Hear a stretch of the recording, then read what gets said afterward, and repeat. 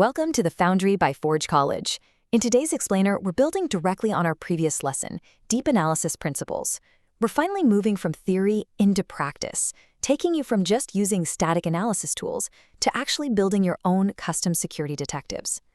Here's our roadmap for the day. First, we'll look at the sneaky culprit, then the anatomy of a detective. After that, building the plugin, testing the trap, and finally, triage and next steps.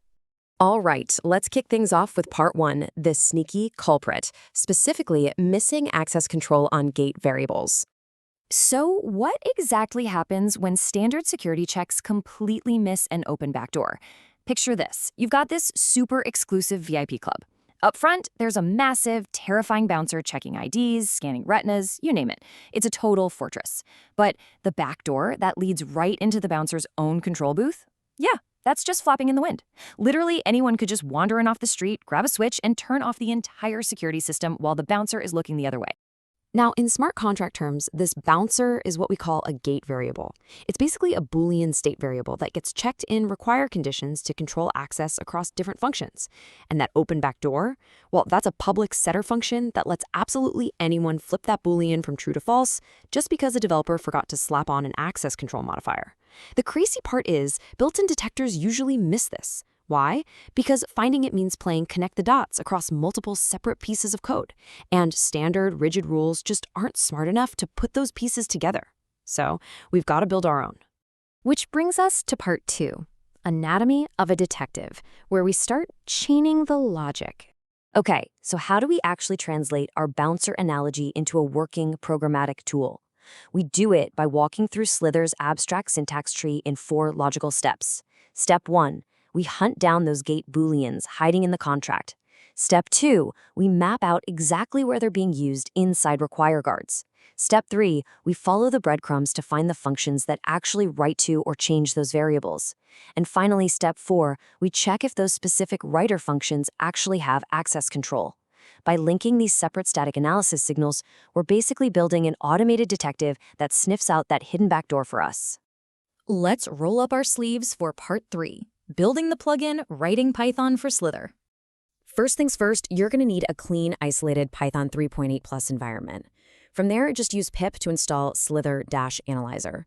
Now, you really have to pay attention to your package layout here, because it needs to be super specific. You'll set up a gate_writer_checker directory, a totally mandatory entry point file called plugin_init.py, that's how Slither actually finds your magic, and a dedicated tests folder for your Solidity files. Honestly, without this exact setup, Slither won't even know your plugin exists, and all your hard work is just going to sit there collecting digital dust. Nobody wants that. The real beauty of all this? The simplicity of the core architecture. You don't have to reinvent the wheel or build an analysis engine from scratch. Your custom Python class simply extends Slither's abstract detector. By inheriting from this one class, you instantly tap into Slither's powerful internal engine, so it does all the heavy lifting for you. After that, you just give your plugin a catchy name, assign it an impact score, say medium, and give it a high confidence rating so security researchers know they can trust your findings. Next up, you're going to write 4 helper functions that perfectly mirror our 4-step detective logic. You basically query Slither's internal representations to hunt down the variables, the expressions, and of course, those missing owner-only modifiers. Now, this is a crucial distinction. We aren't doing some fragile string matching or just searching for the word owner. We are structurally navigating the actual mathematical graph of the contract's code. It is so much smarter, way harder for an attacker to trick, and infinitely more reliable than basic text searches. All right, moving right along to part 4, testing the trap, validating the code. Like we always hammer home in our security programs, building the tool is really only half the battle. We have to test it. Otherwise, it's just going to cry wolf all the time. So we'll test our brand new detective against 2 minimal, bare-bones contracts. On the left, we've got vulnerable gate.sol. It is dangerously exposed, featuring a public setter function called setTradingEnabled with 0 modifiers. And on the right, safegate.sol, which plays completely by the book, protecting that exact same function with a strict owners-only access modifier. When we fire up our custom analyzer against these two files, our expectations are totally black and white. We want it to ruthlessly flag the vulnerable contract because, hey, that backdoor is wide open. But just as importantly, we need it to completely ignore the safe contract. If it flags the safe one, well, we've built a noisy tool. And let's be real, absolutely no developer wants to use a noisy security tool that just spams them with false alarms all day. And here's the moment of truth. Looking at our terminal output here, the plugin works perfectly.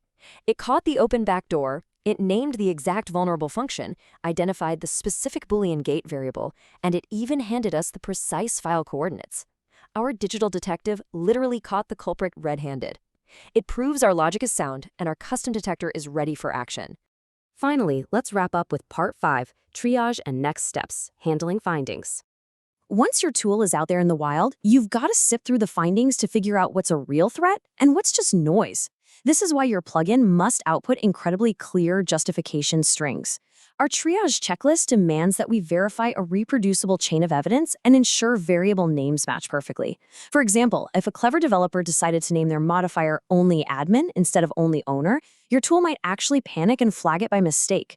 Good triage keeps you from looking foolish by filtering out those exact kinds of false positives before you ever send out a report.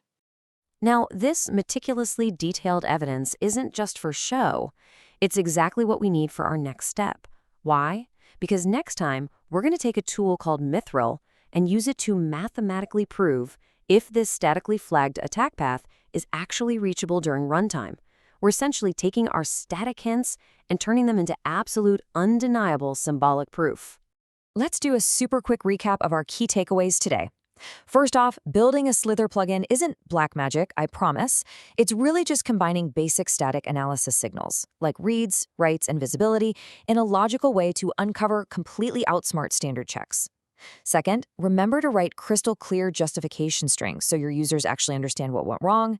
And finally, always test your custom tools against minimal, reproducible contracts to guarantee accuracy.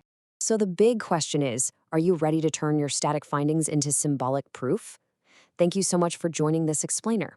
Be sure to head over to forge.college to dive deeper into this subject, explore our other Web3 learning tracks, and take your smart contract security skills to the absolute next level. Happy hunting, and we'll see you next time.